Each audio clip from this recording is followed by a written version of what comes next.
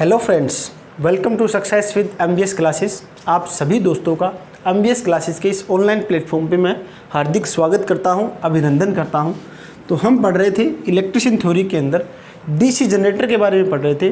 DC generator की मैंने आपको बहुत सी बातें बताई हुई है। जैसे कि कल हमने पढ़ा था आर्मेचर रिएक्शन, जो कि एक डीसी जनरेटर का बहुत ही महत्वपूर्ण पार्ट होता है, आर्मेचर रिएक्शन। मैंने आपको बताया भी आर्मेचर रिएक्शन हमारी किस तरह से काम करती है और आर्मेचर हमारे डीसी जनरेटर के लिए अच्छी साबित होती है या क्या है हमारे लिए हानिकारक होगी, वो मैंने आपको बताया था आर्मेचर रिएक्शन के बारे में। अगर कोई भी मेरे पास जो मेरा दोस्त आज नया जुड़ा है वो चैनल को सब्सक्राइब जरूर करे और मेरी जितनी भी पिछली वीडियो है कृपया उनको भी देखें। मैं क्या है स्टार्टिंग से जो मेरे पास इलेक्ट्रिशियन थ्योरी है, स्टार्टिंग से बेसिक इलेक्ट्रिकल जो है मेरे पास, वहाँ से मैंने कंटिन्यू किया है और एक एक करते हुए लगभग क्या है मैंने 50 से ज़्यादा वीडियोस अपलोड कर रखी है इलेक्ट्रिशियन थ्योरी की। तो आप एक एक वीडियो सभी को देखनी होगी आपको। अगर आपकी इलेक्ट्रिशियन थ्योरी आपको मजबूत करनी है तो आप हमारे साथ जुड़े रहिए। मेरा जो मेन फोकस रहेगा, टारगेट रहेगा, वो है HSSC लाइनमैन का, जो कि आने वाले टाइम के अंदर एग्ज़ाम होने वाला है। तो मैं स्टार्ट करता हूँ। अभी डीसी जनरेटर के जो बचे हुए पार्ट्स हैं वो हम पढ़ते हैं, कौन कौन से टॉपिक बचे हुए हैं। कल मैंने आपको बताया था इंटरपोल के बारे में हमें पढ़ना होगा, ठीक है। हमारे पास पेंडिंग टॉपिक कौन सा है? हमारे पास पेंडिंग टॉपिक है इंटरपोल। सबसे इम्पोर्टेंट रहता है, एग्ज़ाम की दृष्टि से बहुत बार पूछा जाता है इंटरपोल के बारे में। इंटरपोल क्या होता है मैं आपको बताता हूँ। मान लीजिए आपके पास, मैं आपको फ़ोटो भी दिखाता हूँ साथ साथ के अंदर। मैंने जो पिछली वीडियो अपलोड की है उसके अंदर क्या किया है, मैंने साथ में फ़ोटोज़ भी लगाई है। जैसे कंपनसेटिंग वाइंडिंग की बात चल रही थी तो मैंने आपको कंपनसेटिंग वाइंडिंग दिखाया है भी किस तरह से कंपनसेटिंग वाइंडिंग कहाँ पर लगी होती है। और मैंने साथ साथ में आर्मेचर किस तरह से होता है, आर्मेचर रिएक्शन के बारे में छोटी छोटी जो क्लिप होती है, फ़ोटोज़ है, वो भी मैंने आपको साथ में दिखाई है। विद फ़ोटोज़ हम कुछ पढ़ेंगे तो अच्छी तरह से याद भी रहेगा और अच्छी तरह से समझ भी आएगा, ठीक है। अब हम इंटरपोल की बात करते हैं। मैं आपको फोटोज़ भी दिखाऊंगा इंटरपोल कहाँ पर आपको दिखाई देंगे, ठीक है। और यहाँ पर मैं समझा भी रहा हूँ आपको। अब क्या है मेरे पास, मान लीजिए 2 पोल है मेरे, ठीक है। ये मेरे पास क्या है, मैं एक मोटर बनाता हूँ कोई। ये मेरे पास क्या है, ये मेरे पास आउटर फ्रेम बना है, स्टेटर जिसे पार्ट बोलते हैं हम। और ये मेरे पास यहाँ पर मैं पोल बना रहा हूँ। मान लीजिए मेरे पास 4 पोल की ये मेरे पास जनरेटर है, 4 पोल का मेरा ये जनरेटर है। यहाँ पर मेरे पास 3 पोल बन चुके हैं और ये मेरे पास है लास्ट का 4th पोल, ठीक है। 4 पोल मैंने ये बना दिए यहाँ पर। अब मैंने पूरा जो कंस्ट्रक्शन है आपको बताई हुई है पोल के बारे में। पोल कोर कौन सी होती है, पोल शू कौन सी होती है, पोल के ऊपर जो वाइंडिंग करते हैं उसको क्या बोलते हैं, फील्ड वाइंडिंग बोलते हैं। आर्मेचर हमारे पास बीच वाला पार्ट होता है, आर्मेचर के ऊपर वाइंडिंग करते हैं उसे बोलते हैं हम आर्मेचर वाइंडिंग। जैसे कि ये हमारे पास वाइंडिंग होती है और आर्मेचर के साथ में हमारे पास एक कम्यूटेटर लगा होता है जिसके अंदर क्या है हमारे पास सिगमेंट कटे हुए होते हैं, जो कि वी आकार के सिगमेंट थे। सारी बातें मैंने आपको बताई हुई है। अगर कोई किसी ने मेरी पिछली वीडियो नहीं देखी है तो वो वीडियो ज़रूर देखें, बहुत ही आपको जानकारी मिलने वाली है। अब मैं बात करता हूँ इंटरपोल की। इंटरपोल के बारे में क्या है, मेरे पास मान लीजिए ये मेरे मेन पोल है, नॉर्थ साउथ ये मैंने डायरेक्शन मान ली है। यहाँ पर भी मेरे पास नॉर्थ और साउथ ये मैंने डायरेक्शन मानी है। पोल हमेशा मेरे पास इसी तरह से होते हैं, जैसे कि 2 पोल है, 4 पोल बने हैं, 6 पोल बने हैं, 8 पोल बने हैं। पोल हमेशा मेरे पास सम संख्या में ही होते हैं। कभी भी हम विषम संख्या में पोल आपने नहीं सुने होंगे, ठीक है। विषम संख्या में पोल नहीं बना सकते। क्यों नहीं बना सकते? क्योंकि हमारे पास मान लीजिए मैंने विषम संख्या के अंदर 1 पोल बनाया है, ठीक है। तो 1 पोल बनने के बाद इसके अंदर चुंबकीय दिशा कौन सी बनेगी? एक ही दिशा मान सकते हैं हम, नॉर्थ साइड। तो मेरी साउथ साइड कहाँ पर बनेगी? नहीं बन सकती, ठीक है। तो हमें 2 पोल हमेशा चुंबक के, हमारे पास चुंबक के पास 2 सिरे होते हैं, जो 2 ध्रुव होते हैं मेरे पास, नॉर्थ ध्रुव और साउथ ध्रुव, ठीक है। इसीलिए हमेशा सम संख्या में ही हम पोल मानते हैं। अब क्या है मेरे पास, इनको मैंने नाम दिया है, ये मेरे पास है मेन पोल, जो मुख्य पोल होते हैं, ये मेरे पास है मुख्य पोल। इंटरपोल की बात करें तो 2 मेन पोल के बीच में मेरे पास एक छोटा सा पोल बनाऊंगा मैं, इसे बोलते हैं हम इंटरपोल, ठीक है। इसे हम बोलते हैं इंटरपोल। उम्मीद करता हूँ आपको पता चल गया वह इंटरपोल कहाँ पर होता है। इसी तरह से मेरे पास ये 2 मेन पोल है, इनके बीच में एक पोल बनेगा तो ये भी इंटरपोल बनेगा। ये मेरे पास पोल है तो ये भी इंटरपोल है।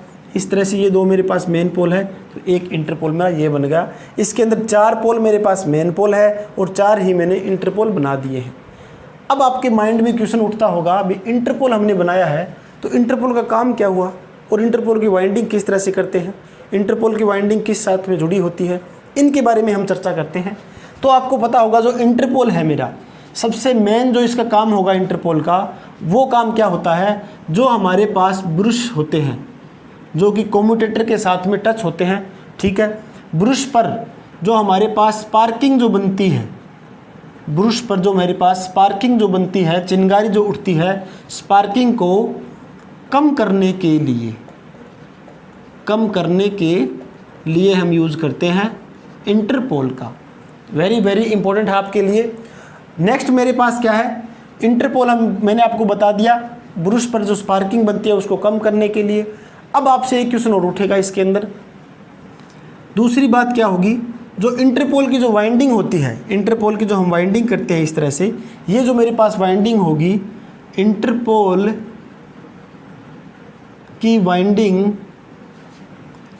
की जो मेरे पास वाइंडिंग होगी, वो मेरी वाइंडिंग जो है आर्मेचर वाइंडिंग के साथ, आर्मेचर के साथ सीरीज में जुड़ी हुई होती है। वेरी वेरी इंपॉर्टेंट पॉइंट है आपके लिए, जुड़ी होती है। ये बात आपको पता होनी चाहिए, जो कि एग्ज़ाम के अंदर बहुत बार पूछा जाता है। यहाँ पर सिर्फ 2 ही क्वेश्चंस मेन उठते हैं। सबसे पहला, इंटरपोल क्या काम करता है, ब्रश पर जो स्पार्किंग है उसको कम करने के लिए। दूसरा, इंटरपोल की वाइंडिंग है जो आर्मेचर की वाइंडिंग के साथ, आर्मेचर के साथ हमारे पास सीरीज में जुड़ी हुई होती है। 2 पॉइंट आपको याद रखने हैं। एक एक्स्ट्रा पॉइंट मैं आपको बताता हूँ एग्ज़ाम के हिसाब से। एक्स्ट्रा पॉइंट क्या है मेरे पास, अगर मान लीजिए मेरे पास जनरेटर है, तो जनरेटर में मेरे पास क्या होगा, जो मेरे पास इंटरपोल की जो पोलैरिटी होगी वो मेरे आगे वाले पोल से प्रदर्शित होगी। तो यहाँ पर क्या है मेरे पास, अगर मेरा जनरेटर है, मान लीजिए आपका पास ये जनरेटर मैंने बना दिया, ठीक है। एक पोल ये बना है, दूसरा पोल ये है, तीसरा पोल ये है, चौथा पोल ये है, 4 पोल मैंने बना रखे हैं। ये मेरे पास आर्मेचर है, ये मेरा नॉर्थ है, ये साउथ मान लिया, ये साउथ मान लिया, ये नॉर्थ है मेरा, ठीक है। यहाँ पर मेरे पास बीच के अंदर इंटरपोल है, ठीक है। ये मेरे पास इंटरपोल मैंने बनाए हुए हैं, मेन पोल के बीच में मेरे पास इंटरपोल है। अब पूछा क्या है, जनरेटर के अंदर इंटरपोल की दिशा हमें पता करनी होगी। इंटरपोल पर जो मेरी पोलैरिटी बनती है, अब आपको नहीं पता होगा भी इंटरपोल है मेरे पास, ये इन पर नॉर्थ है या साउथ है, ये जो पोलैरिटी है इसके बारे में हमें पता करना होगा। तो आपको याद क्या रखना है, जनरेटर के केस में जो मेरे पास इंटरपोल की जो मेरे पास पोलैरिटी होगी वो आगे वाले पोल के साथ होगी। मतलब ये मेरा इंटरपोल मान लेता हूँ, इसको मैंने कॉमन मान लिया, ठीक है। ये मेरे पास इंटरपोल है जो कॉमन इंटरपोल है, इसके आगे वाले जो मेरे पास पोल है, मुख्य पोल है, उस पर मेरे पास पोलैरिटी कौन सी है, साउथ पोलैरिटी है, तो इस पर कौन सी होगी, साउथ ही होगी। उम्मीद करता हूँ समझ में आ गया है। नेक्स्ट मानता हूँ मैं, ये मेरे पास एक और इंटरपोल है, इसके आगे वाले पोल की पोलैरिटी कौन सी है, इसके आगे वाले पोल की पोलैरिटी है साउथ, तो ये भी मेरे पास साउथ ही होगा। यहाँ पर इस पोल की पोलैरिटी जानेंगे तो ये मेरे पास इससे आगे वाली पोलैरिटी कौन सी है, नॉर्थ है, तो ये भी मेरे पास कौन सा होगा, नॉर्थ ही होगा। तो जनरेटर के केस में क्या करेंगे, इंटरपोल की जो पोलैरिटी होगी वो आगे वाले पोल जो मेरे पास मुख्य पोल है उसके साथ ही होगी। ये बात आपको याद रखनी है जनरेटर के केस में। अगर आपसे पूछ ले दूसरी बात, मोटर के केस में पूछे आपसे इंटरपोल की पोलैरिटी कौन सी होगी, तो ये बात आपको पता होनी चाहिए कि मान लीजिए आपके पास ये मोटर है, ठीक है।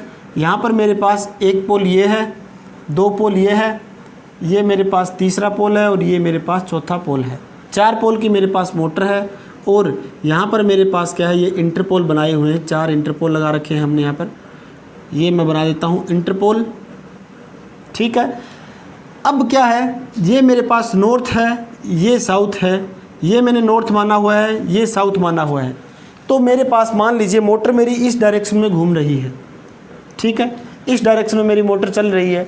तो क्या होगा, मैं इस इंटरपोल की पोलैरिटी जानना चाहता हूँ, इसकी इंटरपोल की पोलैरिटी कौन सी होगी, इसके पीछे वाले पोल की पोलैरिटी से मैच करेगी मोटर के केस के अंदर, ठीक है। तो इसके इस पोल के पीछे वाला पोल कौन सा है, मेरे पास ये है, तो इसकी पोलैरिटी होगी नॉर्थ। अब आपके माइंड में उठ रहा होगा कि इस पोल की जो मेरे पास पोलैरिटी कौन सी होगी, तो इसके पीछे वाला पोल कौन सा है, नॉर्थ है, तो ये नॉर्थ ही होगी। इस पोल की पोलैरिटी, पीछे वाला पोल मेरे पास कौन सा होगा, ये साउथ होगा। अब इस पोल की बात करें तो इसके पीछे वाला पोल कौन सा है मेरे पास, साउथ ही है, तो साउथ ही होगी। तो ये बात आपको पता होनी चाहिए, जो कि हमने पढ़ा है मोटर के केस के अंदर जो मेरी पोलैरिटी होगी इंटरपोल की, वो पीछे वाले पोल से प्रदर्शित करेंगे हम, जनरेटर के केस में आगे वाले से प्रदर्शित करेंगे। अच्छी तरह से समझ में आ गया होगा इंटरपोल का। एक क्वेश्चन आपको एग्जाम के अंदर जरूर ही देखने को मिलेगा इंटरपोल से। और मैंने कल आपको बताया था कंपनसेटिंग वाइंडिंग के बारे में, कंपनसेटिंग वाइंडिंग क्या होती है उसके बारे में। दोनों में से एक क्वेश्चन या दो क्वेश्चन 100% आपके एग्जाम में पूछे जा सकते हैं, ठीक है। अब मैं बीच बीच में क्या है, मैं आपको जैसे मेरे पास जो आधा लेक्चर कंप्लीट होता है तो आपको स्क्रीन पे क्या है, मैं आपको 2 क्वेश्चंस दिखाई देगी, 2 क्वेश्चन मैं आपके स्क्रीन पे लगाऊंगा, उनके आपको जवाब देने हैं। कमेंट बॉक्स के अंदर आपको बताना होगा उन क्वेश्चंस का जवाब, ठीक है। मैं क्या है, ज़्यादा मेरा फोकस रहता है क्वेश्चंस पे। जितने ज़्यादा हम ऑब्जेक्टिव क्वेश्चन करेंगे उतनी ही हमारी प्रैक्टिस होगी, बेटर होगी, ठीक है। तभी मैं क्या है आपको स्क्रीन पे 2 क्वेश्चन आपके लगाऊंगा, तो आप क्या है उनको देखना, अच्छी तरह से समझना है, फिर आपको क्या है कमेंट बॉक्स में उसका जवाब देना होगा, ठीक है। अभी हम थोड़ा क्या है लेक्चर को और कंटिन्यू करते हैं आगे। तो ये इंटरपोल के बारे में मैंने आपको बता दिया और आपको समझ भी आ गया होगा इंटरपोल के बारे में। ज़्यादा कुछ डिटेल वाली बात नहीं पढ़नी हमें, सिर्फ इंटरपोल का काम क्या होता है, स्पार्किंग कम करना। इंटरपोल की वाइंडिंग किसके साथ जुड़ी होती है, आर्मेचर के साथ। हमारे पास आर्मेचर के साथ किस में जुड़ी होगी, सीरीज में जुड़ी होती है। बस इतनी बातें हमें याद रखनी है इंटरपोल के बारे में। अब एक बात और, जो मेरे पास इंटरपोल होता है, एक इंपॉर्टेंट बात और बताता हूँ इंटरपोल की। जो मेरे पास इंटरपोल होगा, इंटरपोल वो मेरे पास हमेशा लगभग 1 HP की जो मोटर है, 1 HP की जो मोटर होगी, इससे अगर मेरे पास बड़ी मोटर है उसी में लगभग यूज़ करते हैं इंटरपोल। ये भी पूछा जाता है एग्जाम के अंदर, जो मेरे पास इंटरपोल है वो 1 HP की बड़ी मोटर्स में यूज़ करते हैं, ठीक है। ये आपके लिए इंपॉर्टेंट है। एक और पॉइंट नेक्स्ट मेरे पास है डीसी जनरेटर के, हम पढ़ेंगे अभी अभिलक्षण, ठीक है। हमें क्या पढ़ना है, हमें पढ़ना है डीसी जनरेटर के अभिलक्षण। डीसी जनरेटर के अभिलक्षण आपको बताने हैं, यानी कि डीसी जनरेटर की कैरेक्टरिस्टिक्स आपको बतानी है। वेरी वेरी इंपॉर्टेंट रहता है एग्जाम की दृष्टि से। मैं आपको बताऊंगा किस टाइप में क्वेश्चंस उठेंगे एग्जाम के अंदर, ठीक है। आप उन्हीं को फोकस रखना, उन्हीं को अच्छी तरह से आपको याद करना होगा। सबसे पहले मेरे पास जो कैरेक्टरिस्टिक्स बनेगी, 3 टाइप की इसके अंदर कैरेक्टरिस्टिक्स बनती है। सबसे पहला नाम दिया हुआ है मैग्नेटाइजेशन कैरेक्टरिस्टिक्स। सबसे पहली है मेरे पास मैग्नेटाइजेशन अभिलक्षण। सबसे पहली मेरे पास ये होगी। दूसरी मेरे पास कौन सी होगी, दूसरी मुझे दी हुई है इंटरनल कैरेक्टरिस्टिक्स, आंतरिक अभिलक्षण, आंतरिक अभिलक्षण। और तीसरा पॉइंट मेरे पास क्या होगा, तीसरा मेरे पास होगा बाहरी, एक्सटर्नल जिसे बोलते हैं, बाहरी अभिलक्षण, बाहरी अभिलक्षण। जो एग्जाम के अंदर क्या पूछा जाता है, यहाँ से मैं आपको वो बताता हूँ। सबसे पहले जो मेरे पास मैग्नेटाइजेशन कैरेक्टरिस्टिक्स है, इसको हम क्या बोलते हैं, इसका दूसरा नाम आपको याद रखना है। एक तो नाम होता है नो लोड अभिलक्षण, पहला नाम तो ये होगा। दूसरा नाम क्या होगा, इसको हम बोलते हैं ओपन सर्किट अभिलक्षण। ये मेरे पास दूसरा नाम है। तो यहाँ पर आपको 3 नाम दिखाई दे रहे हैं। फर्स्ट वाली विशेषता का मैग्नेटाइजेशन अभिलक्षण के बारे में आपको पता होना चाहिए। इसको बोलते हैं नो लोड अभिलक्षण और इसको बोलते हैं ओपन सर्किट अभिलक्षण, जिसको नाम आपने सुना होगा OCC। ये नाम आपने सुना होगा, OCC लिखते हैं इसको, ठीक है। आगे मेरे पास जो आंतरिक है, ये मेरे पास क्या है, इसको बोलते हैं इंटरनल कैरेक्टरिस्टिक्स, ठीक है। इंटरनल कैरेक्टरिस्टिक्स है मेरी, किस किस के बीच में बनेगी ये आपको पता होना चाहिए।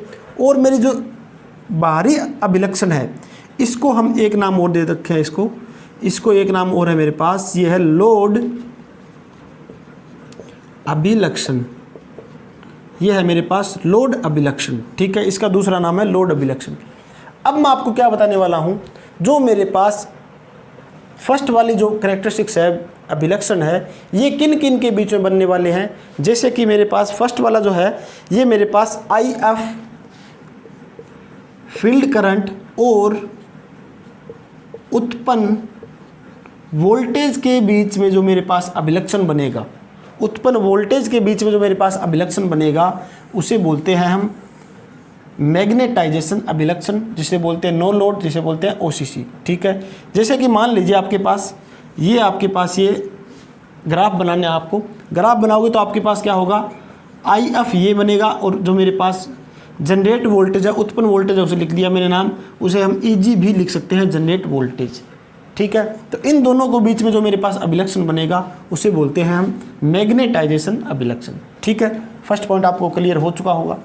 यही एग्जाम के अंदर पूछा जाता है कि फर्स्ट वाला मेरे पास मैग्नेटाइजेशन है किसके बीच में बनेगी, आई एफ और उत्पन्न वोल्टेज के बीच में। दूसरी मेरे पास क्या है, इंटरनल जो मेरे पास अभिलक्षण है ये बनती है जनरेट वोल्टेज और मेरे पास आर्मेचर करंट के बीच में।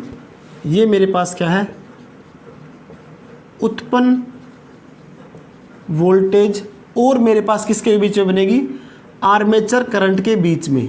ये बनती है मेरी इन दोनों के बीच में, इंटरनल की बात कर रहे हैं। ठीक है, तीसरी मेरे पास जो बाहरी अभिलक्षण है ये किस किस के बीच में बनेगी, ये बनती है मेरे पास टर्मिनल वोल्टेज और लोड करंट के बीच में। ये मेरे पास किसके अंदर बनेगी, terminal voltage VT, terminal voltage और लोड करंट के बीच में, आई एल, लोड करंट के बीच में। इन दोनों के बीच में बनेगी मेरे पास बाहरी या फिर बोलते हैं लोड अभिलक्षण के बारे में। उम्मीद करता हूँ ये पॉइंट आपको, तीनों पॉइंट क्लियर हो चुके हैं। एग्जाम के अंदर यहीं से आपको पूछे जाएंगे, अभिलक्षण में जो भी क्वेश्चन आपको उठेगा तो। ठीक है, काफ़ी इंपॉर्टेंट रहते हैं ये, बहुत बार पूछे भी गए हैं। पीछे अभी पास क्या है, हमारे पास जो राजस्थान का एग्ज़ाम हुआ था इंस्ट्रक्टर का, उसके अंदर ये क्वेश्चन पूछा गया था। और बहुत बार क्या है, दिल्ली मेट्रो के अंदर भी इस टाइप के क्वेश्चन पूछे जाते हैं, डीएमआरसी के अंदर। तो इन पर आप क्या है चर्चा कीजिए, अच्छी तरह से समझिए, याद कीजिए इनको किस तरह से क्या है, कौन सी हमारे पास अभिलक्षण किन किन के बीच में बन रहा है। ठीक है, अब आपको स्क्रीन पे 2 क्वेश्चन दिखाई देंगे, फर्स्ट वाला क्वेश्चन, उसके बाद सेकंड क्वेश्चन। उनका क्या है, आपको आंसर देना है। आंसर आपको क्या है, कमेंट बॉक्स में ज़रूर देना है।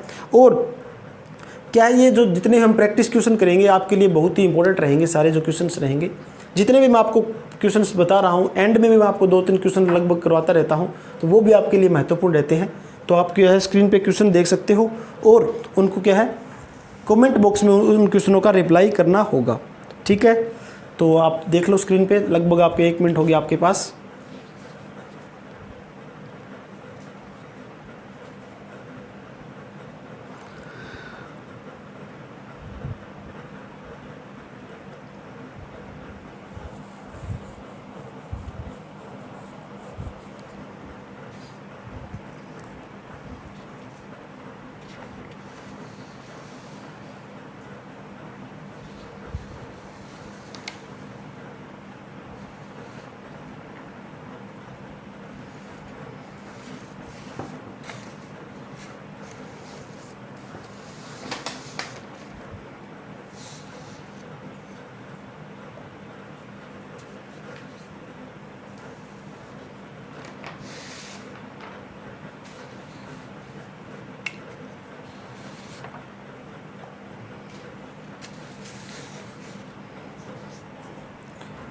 अब आपने क्वेश्चन देख लिए होंगे, उनका जवाब आपको क्या है कमेंट बॉक्स में देना होगा आपको।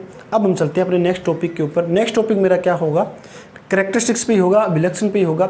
सबसे पहले मेरे पास क्या है, मैंने आपको टाइप बताया था सेपरेटली एक्साइटेड डीसी जनरेटर। ये मैंने आपको फर्स्ट टाइप बताया था जनरेटर का। ठीक है, सेपरेटली का मतलब मैंने आपको क्या बताया था, अलग अलग मेरे पास होती है वाइंडिंग, दोनों जो होगी फील्ड वाइंडिंग और आर्मेचर वाइंडिंग अलग अलग होती है, उनको अलग अलग हम उत्तेजित करते हैं। ठीक है, तो वो मेरे पास था सेपरेटली एक्साइटेड। अब हमें इसका क्या देखना है, इसका हमें देखना है अभिलक्षण।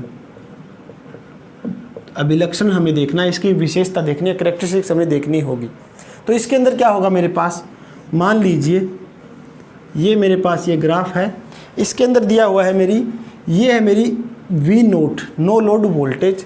ठीक है, यहाँ पर मेरे पास IL दे रखा है लोड करंट, और हम देखेंगे किसके बीच में, और हम देखेंगे आर्मेचर करंट के बीच में, जो मैंने आपको पहले विशेषता बताई है तीनों, ठीक है। इंटरनल मेरे पास है, एक्सटर्नल मैंने आपको बताई, और मैंने आपको एक बताई है नो लोड, जिसे बोलते हैं हम ओपन सर्किट करैक्टरिस्टिक्स, जो OCC नाम दिया है, वो हम एक साथ में एक ग्राफ में ही बना लेंगे। अब मेरे पास क्या होगा, सबसे पहले मान लीजिए मेरा जो जनरेटर है, वो जनरेटर मेरा ये है, स्थिर कंडीशन में है, ठीक है। इसकी स्पीड है मेरी स्थिर कंडीशन में, ये आपको मानना होगा। इसके अंदर वोल्टेज मेरे पास नो लोड वोल्टेज है, वो है स्टार्टिंग के अंदर स्थिर है। अब अगर मेरे पास इंटरनल जो मेरी विशेषता बनेगी वो क्या होगी, थोड़ी सी इससे स्थिर विशेषता से क्या होगी, मेरे पास स्थिर वोल्टेज से थोड़ी सी गिर जाती है नीचे की ओर। ये मेरे पास जो होगा, ये जो गिरेगी वोल्टेज, वो किसके कारण गिरेगी, IA और RA के कारण। तो इसको हमने नाम दे दिया, ये मेरे पास होगी इंटरनल करैक्टरिस्टिक्स, इंटरनल अभिलक्षण, ठीक है। अगर मेरे पास और जो मेरी वोल्टेज है वो और मेरी वोल्टेज गिर रही है, ठीक है, तो मेरे पास अगर मान लीजिए ये वोल्टेज और मेरी गिर रही है, तो ये जो अभिलक्षण बनेगा वो मेरे पास क्या होगा, एक्सटर्नल करैक्टरिस्टिक्स, ये मेरे पास होगी एक्सटर्नल अभिलक्षण। इसको मैं आपको समझाता हूँ। अभी हमने क्या पढ़ा है, सबसे पहला मैंने आपको बताया था नो लोड, जो मेरे पास आपका था फर्स्ट वाली विशेषता थी, वो किन किन के बीच में बन रही थी, वो बन रही थी मेरी IF और मेरे पास किसके बीच में थी, EG के बीच में, ठीक है, उत्पन्न वोल्टेज के बीच में, ये बात थी। दूसरी मेरे पास क्या है, दूसरी मेरे पास थी इंटरनल, जो विशेषता मैंने आपको बताई थी वो मेरे पास थी जनरेट वोल्टेज EG, या फिर मेरे पास क्या है, जो करंट दे रखा है आपको आर्मेचर करंट, इनके बीच में हमारे पास होगी। तो यहाँ पर आर्मेचर करंट है मेरा, ये मेरे पास नो लोड वोल्टेज है, यहाँ पर हम लिख सकते हैं जनरेट वोल्टेज भी मेरे पास यही होगी, ठीक है। तो इन दोनों के बीच में जो विशेषता बन रही है मेरे पास इंटरनल करैक्टरिस्टिक्स, तो ये मेरी होगी सेपरेटली एक्साइटेड DC जनरेटर की। आगे हम बात करें दूसरे की बात, तो दूसरा मैंने आपको क्या बताया था, एक्सटर्नल के बारे में बताया था। एक्सटर्नल में मेरे पास क्या होता है, जो अभिलक्षण बनता है वो टर्मिनल वोल्टेज, जिसको नाम दिया है हमने VT टर्मिनल वोल्टेज, और मेरे पास क्या होगा, लोड जो करंट है मेरा, तो ये करंट दे रखा है, इन दोनों के बीच में जो मेरे पास ये विशेषता बनी है, ये मेरे पास होगी एक्सटर्नल करैक्टरिस्टिक्स। इसके अंदर क्या है, मेरी वोल्टेज तो गिर रही है लेकिन लोड करंट क्या है, धीरे धीरे बढ़ता रहेगा। ये बात आपको ध्यान रखनी होगी, ठीक है दोस्तों। तो ये हमने किया है सेपरेटली एक्साइटेड DC जनरेटर की विशेषता हमने। अभी हम पढ़ने वाले हैं लॉसेस के बारे में। DC मशीन जो मेरे पास है उसके लॉसेस के बारे में पढ़ते हैं, मशीन के लॉसेस पढ़ते हैं पूरे हम, ठीक है।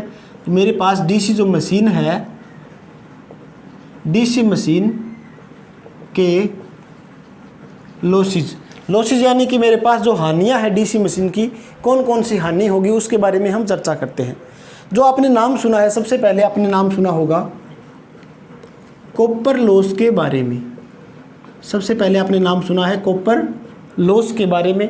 दूसरा आपने नाम सुना होगा कोर लॉस, ठीक है, कोर लॉस को ही हम बोलते हैं आयरन लॉस, आयरन लॉस, ठीक है, कोर लॉस को हम बोलते हैं आयरन लॉस बोलते हैं।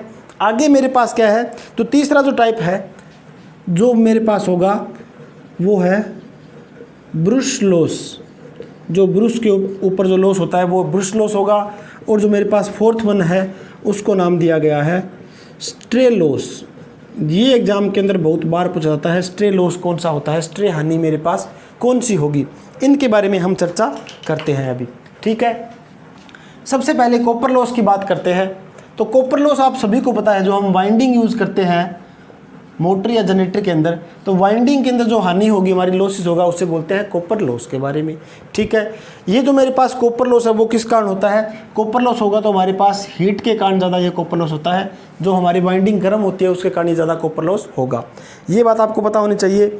और एक बात और वेरी वेरी इंपॉर्टेंट, इस लॉस को हम क्या बोलते हैं, वेरिएबल लॉस भी कहते हैं, यानी कि ये लॉस कम ज़्यादा होता रहता है, वेरिएबल लॉस बोलते हैं इस लॉस को हम, ठीक है दोस्तों। नेक्स्ट मेरे पास क्या है, अगला दे रखा है, ये जो लॉस है मेरे पास टोटल लॉस का, टोटल जो मेरे पास हानि होती है उसका 30% होता है ये वाला लॉस। ये आपको याद रखना होगा, आपके लिए इंपॉर्टेंट होगा, कॉपर लॉस के लिए इतना ही। आगे मेरे पास जो दे रखा है नेक्स्ट मेरे पास क्या है, कोर लॉस है। कोर लॉस के बारे में बात करें तो सबसे पहले आपको इसका दूसरा नाम याद रखना होगा, जिसे बोलते हैं कांस्टेंट लॉस। कांस्टेंट यानी स्थिर हानि। ये जो हानि रहती है हमारी स्थिर हानि रहती है इसके अंदर, ये बात आपको पता होनी चाहिए। ठीक है, अब मेरे पास जो आयरन लॉस या कोर लॉस है उसको आगे दो भागों में बांट रखा है। सबसे पहला मेरे पास आपने नाम सुना होगा एडी करंट, जिसे बोलते हैं भंवर धारा, और दूसरा नाम सुना होगा आपने हिस्टेरिसिस लॉस। ठीक है, एडी करंट लॉस और हिस्टेरिसिस लॉस, इसमें से एग्जाम के अंदर बहुत बार पूछा जाता है इन दोनों के बारे में। एडी करंट जो मेरे पास लॉस होगा वो क्या होगा, एडी करंट लॉस है मेरा, इसको कम करने के लिए बहुत बार पूछते हैं एग्जाम के अंदर। एडी करंट लॉस को कम करने के लिए हम क्या करते हैं, लेमिनेशन करते हैं। जो हमारे पास पत्तियां होती हैं उनको हम लेमिनेशन करेंगे। बस एक वर्ड याद रखना आपको, एडी करंट को कम करने के लिए हम यूज़ क्या करते हैं, लेमिनेशन की पत्तियां। लेमिनेशन यानी कि मतलब कोटेड करते हैं हम। ठीक है, और मेरे पास जो हिस्टेरिसिस लॉस है उसको कम करने के लिए हम यूज़ करते हैं सिलिकॉन स्टील। जो मेरे पास पहले से जुड़ा है स्टूडेंट्स, उसको पता होगा हम इस तरह से याद कैसे करेंगे हिस्टेरिसिस लॉस के अंदर सिलिकॉन स्टील को। मैं आपको एक बार फिर बताता हूँ, यहाँ पर क्या दिखाई दे रहा है आपको, SIS, तो याद कैसे रखेंगे, सिलिकॉन स्टील से। इस तरह से याद रख सकते हैं हम हिस्टेरिसिस लॉस के बारे में। इन दोनों हानि को हम कम कर सकते हैं। ये दोनों हानि इसी का प्रकार है, आयरन लॉस और मेरे पास जो कांस्टेंट लॉस है इसी का प्रकार होते हैं। दोनों हानि एडी करंट और मेरे पास है हिस्टेरिसिस लॉस। अब आगे जो एक और मैंने आपको नाम बताया था स्ट्रे लॉस, उसके बारे में एग्जाम के अंदर बहुत बार पूछते हैं। तो मेरे पास जो स्ट्रे लॉस होगा, स्ट्रे जो मेरी हानि होती है वो क्या होती है, जो मेरे पास मैकेनिकल जो हानि होगी, यानी कि जो यांत्रिकी, ठीक है, यांत्रिकी जो हानि होती है मेरे पास उसको, और मेरे पास जो आयरन लॉस है उसको जोड़कर आयरन जो लॉस होता है, इन दोनों को मैं ऐड करूंगा तो मेरे पास कौन सी हानि बनेगी, स्ट्रे हानि हम बोल सकते हैं। एग्जाम के अंदर पूछा गया हुआ क्वेश्चन है ये, सेम डिट्टो। ठीक है, तो आपको ये याद रखना है। ब्रुश ड्रॉप क्या होता है मेरे पास, दूसरा एक और मैंने आपको नाम बताया था ब्रुश लॉस। ठीक है, जो मेरे पास ब्रुश होते हैं उस पर जो मेरा लॉस होगा उसको हम क्या बोलते हैं, मान लीजिए मेरे पास 2 ब्रुश होते हैं तो हम लगभग इसको 2 वोल्ट ही लॉस मानते हैं। इसके अंदर 2 वोल्टेज का गिरावट हो सकती है। ठीक है, ये बात आपको पता होनी चाहिए। 2 वोल्ट हम गिरावट मानते हैं ब्रुश की। और इसके अंदर क्या करें हम, अगर कार्बन का ब्रुश यूज़ करेंगे हाई ग्रेड का तो हम इस लॉस को कम कर सकते हैं। ठीक है, कार्बन ब्रुश हम यूज़ करते हैं और हाई ग्रेड का कार्बन हमें यूज़ करना होगा, हाई ग्रेड का, तो हम इस लॉस को कम भी कर सकते हैं। तो ये बातें थी हमारे पास इंपॉर्टेंट लॉस के बारे में, जो कि एग्ज़ाम में बहुत बार पूछा जाता है। आज के लिए इतना ही, मिलते हैं नेक्स्ट लेक्चर के अंदर और नए टॉपिक के साथ। उम्मीद करता हूँ आपको समझ में आ रहा है। जो आपको एंड में स्क्रीन पे क्वेश्चंस दिखाई देंगे उनका भी आपको रिप्लाई कमेंट बॉक्स में ज़रूर देना होगा। ठीक है दोस्तों, आज के लिए इतना ही, मिलते हैं नेक्स्ट लेक्चर के साथ। धन्यवाद।